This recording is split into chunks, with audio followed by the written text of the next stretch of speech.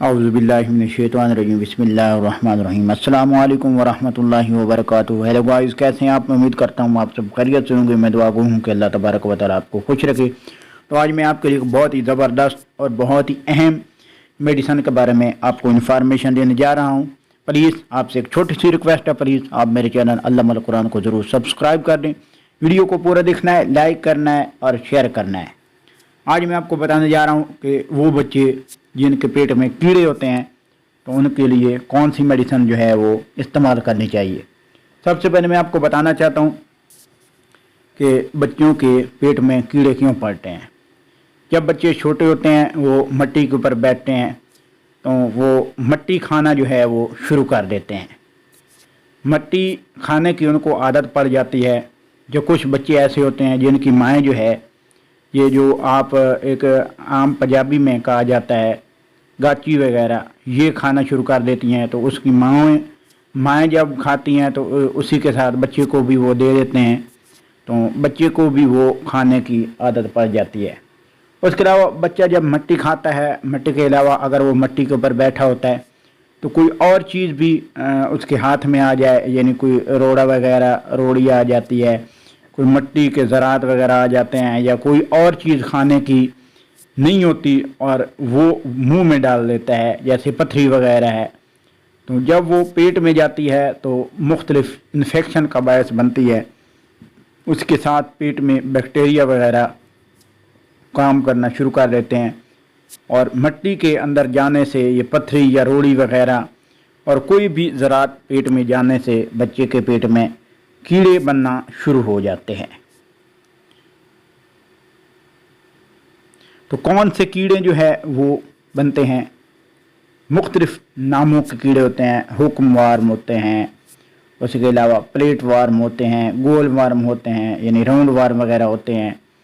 उसके अलावा कुछ लंबे होते हैं, कुछ राड नुमा होते हैं। मुख्तलिफ किस्म के जो ये वार्म्स होते हैं यानी कीड़े होते हैं, जो बच्चों के अंदर जो खुराक जाती है, जो बच्चा खुराक खाता है वो कीड़े अंदर से खुराक जो है वो खा जाते हैं, जिसकी वजह से बच्चा जो है दिन ब दिन लाग़र और कमज़ोर हो जाता है क्योंकि उसको खुराक नहीं लगती है।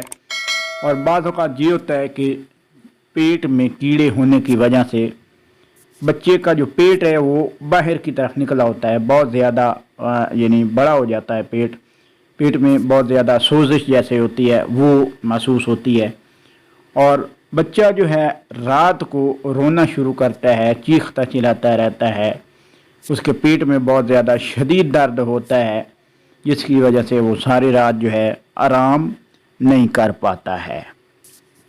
तो पहली तो बात यह है, एहतियात ये करनी चाहिए कि अपने बच्चों को मिट्टी के ऊपर ना बैठाएं। अगर तुम बैठाएं तो उनको मिट्टी खाने की आदत ना पड़ने दें।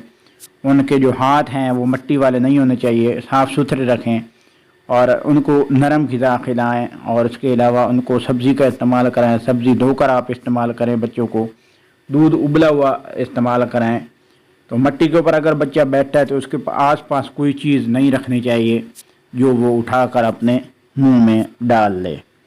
तो मैं आपको बताना चाहता हूँ कि ये मेडिसिन जो स्क्रीन के ऊपर आप देख सकते हैं, ये वो मेडिसिन है जो बहुत से डॉक्टर रिकमेंड करते हैं बच्चों के पेट में कीड़ों को ख़त्म करने के लिए। ये जो मेडिसिन है, सिरप है, ये बहुत ही ज़बरदस्त है और पाकिस्तान में हर मेडिकल स्टोर पर बआसानी मिल जाता है।